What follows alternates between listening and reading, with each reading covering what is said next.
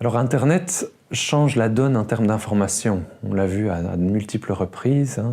Internet va accroître notamment la circulation de l'information. Et Internet, dit-on souvent, devient la réalité, ou une part de la réalité, voire même parfois est plus réelle que la réalité.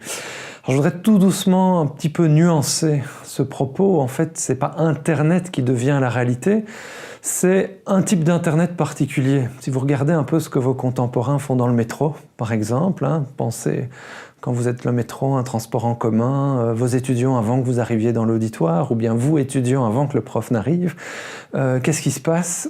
Vous êtes souvent sur votre tablette, sur votre smartphone, sur des supports qui sont des supports mobiles. Alors ces supports mobiles, ils vont effectivement, depuis donc 2009-2010, changer véritablement la donne parce qu'auparavant, l'information Internet, comme le journal, comme on le lisait dans un contexte spécifique, particulier. Aujourd'hui, on a accès à ces informations-là, à ce type de données-là, partout. Ce type de données va même vous rappeler en fait que vous devez aller les lire. Exemple, voilà, j'ai une montre numérique ici et cette montre numérique est connectée à mon smartphone et je vais recevoir l'information qu'un collègue, qu'un ami, qu'un de mes enfants m'appelle et je vais aller chercher cette information. Et donc c'est une extension encore beaucoup plus forte de soi, c'est pas un lieu consacré à cette information, c'est à tout moment je reçois cette masse d'informations. Donc ça participe du processus déjà évoqué de multiplication de l'information. Alors un élément important qui va avec cette multiplication, avec cette proximité, avec cette intimisation presque de l'information, elle est marquée, elle est presque dans mon corps, il y a le fait qu'on croit de plus en plus l'information qu'on reçoit. Alors dans certains cas, on ne la croit plus du tout, ou au contraire, on la croit fortement. Ça veut dire que c'est plus les experts et le statut de celui qui parle qui est important, c'est presque le contexte dans lequel je le reçois. Pas dans le contexte dans lequel c'est produit, celui qui le produit, mais le contexte émotionnel dans lequel je reçois l'information. Et ça, c'est un vrai changement.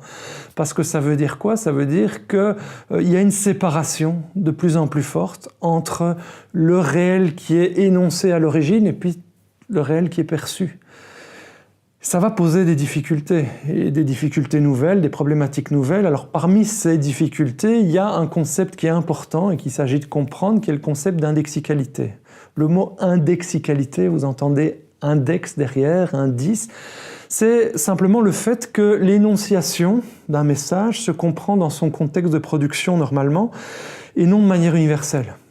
Tout message énoncé, exemple, le tweet d'un président d'un État bien connu qui sort plusieurs fois par jour, ce tweet, il se comprend dans un contexte donné à un moment donné. Le problème, c'est qu'après, ce tweet, il va être retweeté, et en fait, quel était le contexte originel? On ne le sait plus très bien.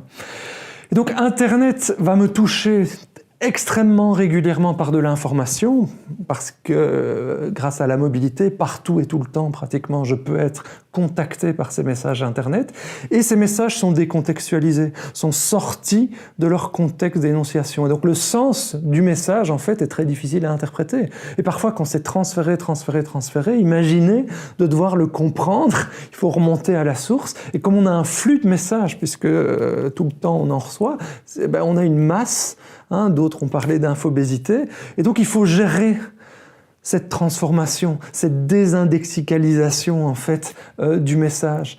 Et là, les outils en fait, c'est des outils de base de la critique historique qu'on aura l'occasion de parcourir plus tard, se poser la question quelle est l'intention, se poser la question quel est le statut de l'émetteur, qu'est-ce qu'il veut faire derrière tout ça, qu'est-ce que la forme du message aussi, est-ce qu'il a été transformé ou pas, enfin toute une série de questions qui sont importantes, mais avec la difficulté que quand on a une lettre qui nous arrive en version papier, c'est assez facile à faire. Quand toutes les minutes vous avez un message numérique qui arrive, vous vous rendez compte de la complexité des choses.